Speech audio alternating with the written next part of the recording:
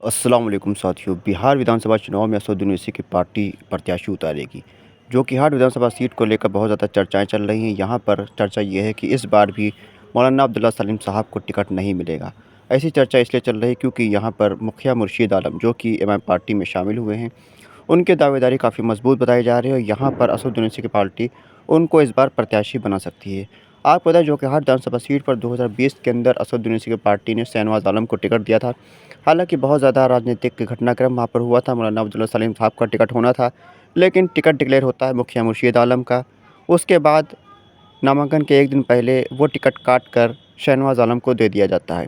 शहनवाज आलम चुनाव लड़ते हैं, चुनाव जीत भी जाते हैं, लेकिन महज 2 साल के अंदर वो एमआईएम पार्टी को छोड़कर अपने साथ एमआईएम पार्टी के 3 और विधायकों को लेकर आरजेडी में शामिल हो जाते हैं।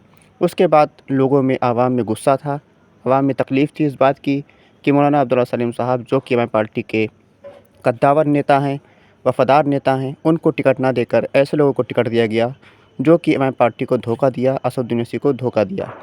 हालाँकि लोगों का मानना था कि अब शहनवाज आलम के एमआईएम से जाने के बाद ये कन्फ़र्म है कि टिकट मौलाना अब्दुल्ला सलीम साहब को ही मिलेगा। लेकिन यहाँ पर 6 महीने पहले मुखिया मुर्शीद आलम फिर से एमआईएम पार्टी जॉइन करते हैं। बहुत बड़ा काफ़िला उनके साथ एमआईएम पार्टी में आता है और एमआईएम पार्टी उनको बहुत ज़ोर-शोर से जॉइन कराती है।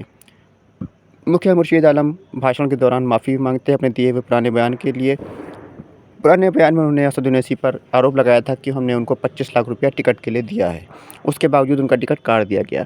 लेकिन अब उन्होंने पुराने बयानों से माफ़ी मांगी और कहा कि ये सब चीज़ें गलत थीं। हालाँकि अभी कुछ दिन पहले मुखिया मुर्शीद आलम को अररिया का ज़िला अध्यक्ष नियुक्त किया गया अख्तरुल ईमान साहब की तरफ से।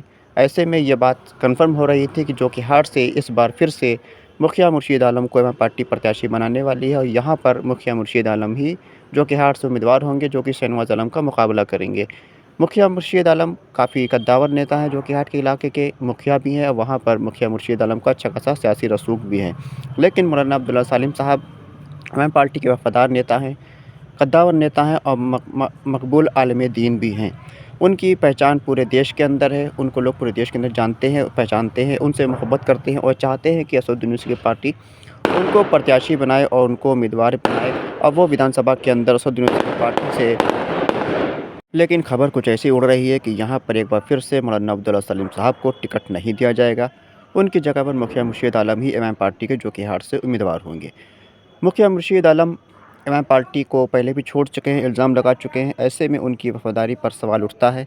अगर वो चुनाव के बाद, जीतने के बाद अगर किसी पार्टी में जाते हैं तो उसका ज़िम्मेदार कौन होगा? इस पर भी ध्यान देना होगा। हालाँकि टिकट अभी डिक्लेयर नहीं हुआ है। टिकट किसी का भी हो सकता है, मौलाना अब्दुल्ला सलीम साहब को भी टिकट मिल सकता है, मुखिया मुर्शीद आलम को भी टिकट मिल सकता है और हो सकता है किसी और पार्टी के प्रत्याशी को भी यहाँ पर एमआईएम पार्टी जॉइन कराकर टिकट दे दिया जाए। यहाँ पर असदुद्दीन ओवैसी की पार्टी को बहुत ज़्यादा होशियार रहते हुए इस बार टिकट का बँटवारा करना होगा क्योंकि पिछले बार एमआईएम पार्टी 4 विधायकों को खो चुकी है। ये विधायक एमआईएम पार्टी के नाम पर जीते थे, असदुद्दीन ओवैसी के नाम पर जीते थे, सीमांचल के विकास के नाम पर जीते थे। हालाँकि इन लोगों ने पार्टी को धोखा दिया, सीमांचल को धोखा दिया और आवाम को धोखा देकर आरजेडी में शामिल हो गए। इस बार असदुद्दीन ओवैसी पूरी होशमंदी के साथ जाँच-पड़ताल कर कर ही टिकट देंगे, ऐसा मानना है लोगों का क्योंकि कांग्रेस पार्टी के जो पूर्व विधायक हैं तौसीफ़ आलम बहादुरगंज से, वो एमआईएम पार्टी को जॉइन करना चाहते हैं। हालाँकि एमआईएम पार्टी की तरफ से अभी कोई हरी झंडी उनको नहीं दी जा रही है। ऐसे में ये बात साफ़ है कि एमआईएम पार्टी इस बार जाँच परख कर ही प्रत्याशी उतारेगी, किसी को भी टिकट नहीं दे देगी क्योंकि एमआईएम पार्टी एक बार धोखा खा चुकी है। अगर इस बार एमआईएम पार्टी को धोखा मिलता है, तो उसका सीधा नुकसान पार्टी के मिशन को होगा, पार्टी के नेताओं को होगा और असदुद्दीन ओवैसी साहब को होगा, पार्टी को तो होगा ही होगा। सीमांचल की आवाम ने एमआईएम पार्टी को एक विकल्प के तौर पर देखा है, एक उम्मीद के तौर पर देखा है, उम्मीद के तौर पर ही असदुद्दीन ओवैसी को वोट दे रहे हैं। ऐसे में मुखिया मुर्शीद आलम एक अच्छे नेता हो सकते हैं, एमआईएम पार्टी को जॉइन किया है, एमआईएम पार्टी में सबका खैर मकदम है। हालाँकि टिकट अगर है, तो टिकट के हकदार जो है वो मौलाना अब्दुल्ला सलीम साहब ही बनते हैं क्योंकि मौलाना अब्दुल्ला सलीम साहब एमआईएम पार्टी से पिछले कई सालों से जुड़े हुए हैं, एमआईएम पार्टी को सपोर्ट कर रहे हैं और एमआईएम पार्टी के लिए प्रचार-प्रसार भी कर रहे हैं।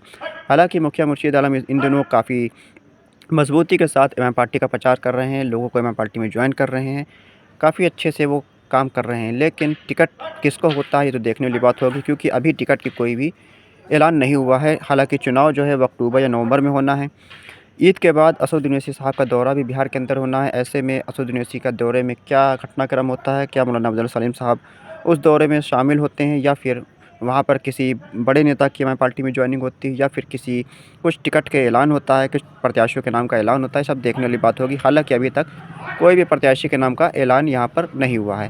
साथियों, अपनी राय कमेंट बॉक्स में ज़रूर हमको दें कि एमआईएम पार्टी को जो कि हाट विधानसभा सीट से किसको टिकट देना चाहिए, मुखिया मुर्शीद आलम को या फिर मौलाना अब्दुल्ला सलीम साहब को टिकट देना चाहिए। अपनी राय कमेंट बॉक्स में ज़रूर दें। साथ ही साथ अख्तुल ईमान साहब को किस सीट से चुनाव लड़ना चाहिए, आमौर से, बायसी से, जोकीहाट से, किशनगंज से, कोचा धामन से, बहादुरगंज से, ठाकुरगंज से किस सीट पर चुनाव लड़ना चाहिए, वो भी अपनी राय कमेंट बॉक्स पे लिखकर हमें ज़रूर बताएं। खुदा हाफिज़।